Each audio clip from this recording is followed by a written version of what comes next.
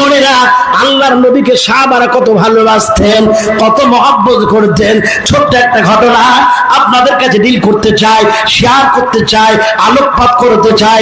ঘটনা হলো আপনাদের এখানে যেমন আপনাদের এখানে যেমন একটা মোড় আছে, চতুর্দিকে যাওয়া হয়, ওই রকম রাস্তার মধ্যে হযরত আবু বকর দাঁড়িয়ে আছে, অন্য কেউ নাই।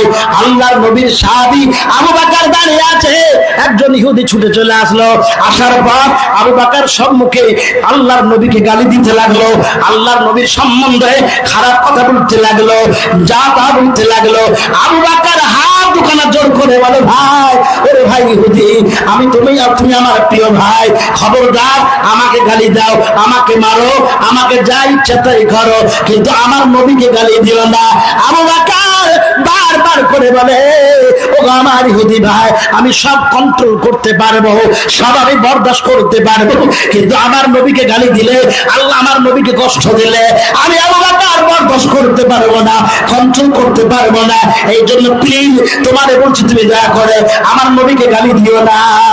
বারবার গালি দেয়, বারবার যখন গালি দেয় আবু বকর সহ্য না করতে পারে, একটা জোরে করে থাপ্পড় ইহুদির গালের মধ্যে মেরে দিল।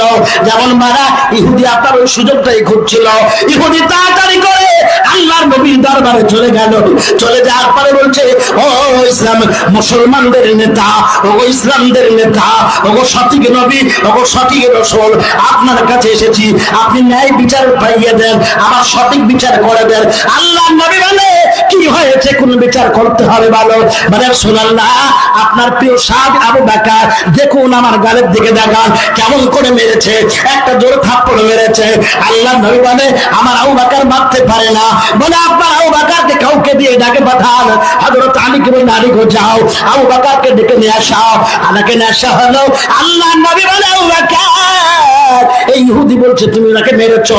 আবু বকর বলছে, রাসূলুল্লাহ, ইয়া হাবিবাল্লাহ, নবী গো, হ্যাঁ আমি মেরেছি, কিন্তু এমনি মারি নাই, আমি বিনা কারণে মারি নাই, বিনা দোষে মারি নাই, আমার দোষ করেছিল।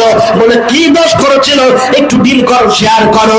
বলে, ইয়া রাসূলুল্লাহ, ইয়া হাবিবাল্লাহ, নবী গো, আপনাকে গালি দিছিল, আমি আবু বকর সব সহ্য করতে পারবো, কিন্তু আপনাকেও গালি দিবে, আমি আবু বকর সহ্য করতে পারবো না।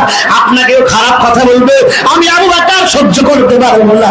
তাই আমি তাকে বারবার করে বারণ করেছিলাম, মানা করেছিলাম, আমার নবীকে গালি দিও না, মেরো না, কিন্তু শোনে নাই। বারবার যখন গালি দিতে লাগলো, আমি আবু বকর জোরসে একটা থাপ্পড় মেরে দিলাম। ইহুদি বলছে, না আমি মারি নাই, আমি গালি দিই নাই, ও নবী আপনাকে গালি দিই নাই। আবু বকর বলছে, গালি দিয়েছে তাই মেরেছে। এখন বলেন তো কার কথাটা সত্য হবে? আল্লাহর নবী বলছে, আবু বকর, তোমার কি কোনো সাক্ষী আছে বলো? বলে, রাসূলুল্লাহ সাক্ষী নাই।